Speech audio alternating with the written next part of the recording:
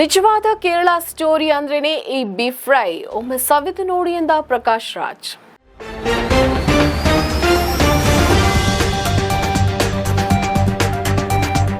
Goes beyond cinema ತೆರೆ ಮೇಲೆ ಬರಲು ಕೆಲವೇ ದಿನಗಳು ಬಾಕಿ ಉಳಿದಿವೆ. ಹಲವು ವಿಚಾರಗಳಿಗೆ ಮತ್ತೆ ವಿವಾದಕ್ಕೆ ಗುರಿಯಾಗಿರುವ ಸಿನಿಮಾ ಇತ್ತೀಚೆಗೆ ಗೋಮಾಂಸದ ಬಗ್ಗೆ ಸುದ್ದಿಯಾಗಿತ್ತು.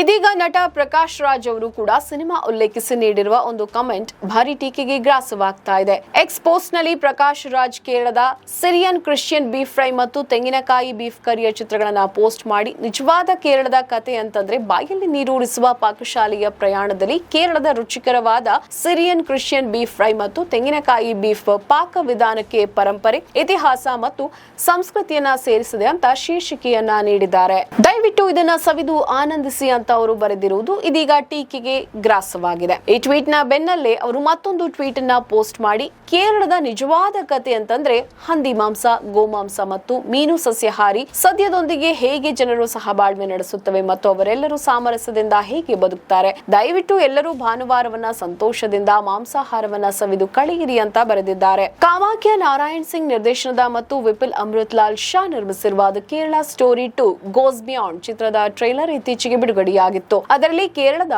ಹಿಂದೂ ಮಹಿಳೆಯೊಬ್ಬರಿಗೆ ಆಕೆಯ ಮುಸ್ಲಿಂ ಅತ್ತೆ ಮಾವಂದಿರು ಬಲವಂತವಾಗಿ ಗೋಮಾಂಸವನ್ನ ತಿನ್ನಿಸುತ್ತಿರುವ ದೃಶ್ಯ ಇತ್ತು. ಈ ದೃಶ್ಯ ತಕ್ಷಣವೇ ವ್ಯಾಪಕವಾದ ಪ್ರತಿಕ್ರಿಯೆಯನ್ನ ಹುಟ್ಟುಹಾಕಿದೆ, ಅದರಲ್ಲೂ ವಿಶೇಷವಾಗಿ ಕೇರಳದಲ್ಲಿ. ಇನ್ನು ಈ ಚಿತ್ರದ ಬಗ್ಗೆ ನಿರ್ಮಾಪಕ ಅನುರಾಗ್ ಕಶ್ಯಪ್ ಕೂಡ ಟೀಕಾತ್ಮಕ ಹೇಳಿಕೆಯನ್ನ ನೀಡಿದ್ದಾರೆ. ವರದಿಗಾರರೊಬ್ಬರು ಚಿತ್ರದ ಬಗ್ಗೆ ತಮ್ಮ ಅಭಿಪ್ರಾಯವನ್ನ ಕೇಳಿದಾಗ ಉತ್ತರಿಸಿದ ಕಶ್ಯಪ್, ದ ಕೇರಳ ಸ್ಟೋರಿ ಒಂದು ಮೂರ್ಖ ಚಿತ್ರ. ಇದೊಂದು ಪ್ರಚಾರದ ಚಿತ್ರವಾಗಿದೆ. ಸಿನಿಮಾ ಜನರನ್ನು ವಿಭಜಿಸಿ ಅವರಲ್ಲಿ ದ್ವೇಷವನ್ನು ಹರಡಲು ಪ್ರಯತ್ನಿಸ್ತಾ ಇದೆ. ಇದರ ತಯಾರಕರು ದುರಾಸೆಯುಳ್ಳವರು ಅಂತ ಹೇಳಿದ್ದಾರೆ. ನಮ್ಮ ಈ ವಿಡಿಯೋ ನಿಮಗೆ ಇಷ್ಟ ಆದಲ್ಲಿ ಲೈಕ್ ಮಾಡಿ, ಶೇರ್ ಮಾಡಿ, ಕಮೆಂಟ್ ಮಾಡಿ ಮತ್ತೆ ಸಬ್ಸ್ಕ್ರೈಬ್ ಮಾಡಿ.